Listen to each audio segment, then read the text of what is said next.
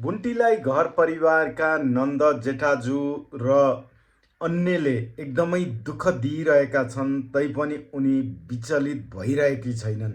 यसैमा उनलाई साथ दिने एकजना भेटिएका छन्। हो दर्शकवृन्द, भुन्टीलाई आफ्नो घरतर्फकाले सबैले हेला गरिरहेका छन्। भूपेन्द्रलाई यो अवस्थामा पुर्याउने भुन्टी नै हो भनेर दोषखोट लगाइरहेका छन् भने घरतिरबाटै भुन्टीलाई माया गर्ने उनका ससुरा निस्किएका छन्। हो दर्शकवृन्द, भुन्टीलाई यो अवस्थामा पनि साथ दिन ससुरा टुप्लुक्क आइपुगेका छन्। अब हेरौँ ससुराले भुन्टीलाई कतिको साथ दिनुहुन्छ, भूपेन्द्रको स्वास्थ्य अवस्था कस्तो होला र सुकमायाले पनि भूपेन्द्रको अवस्थामा केही सहयोग गर्लिन् कि नगर्लिन्, आउँदा दिनहरूमा भुन्टीको अवस्था के होला, अझ दुःख पाउलिन् कि अझ हेला गर्लान् कि के होला।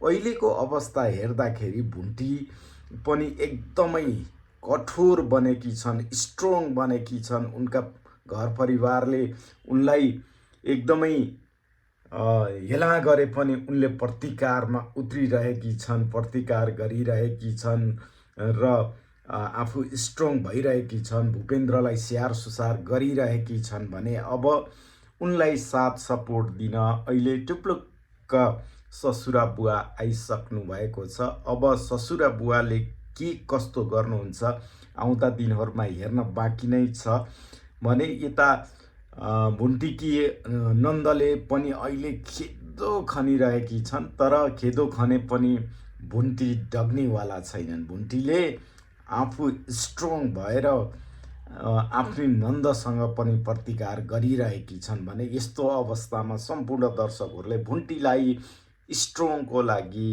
एकदमै हामीले पुकारा गर्नुपर्छ जस्तो लाग्दछ। तपाईँहरूलाई के लाग्छ? कृपया को हुनुहुन्छ भुन्टीको साथ सपोर्ट राम्रो भएको हेर्न चाहने कृपया कमेन्ट गर्नुहोला है।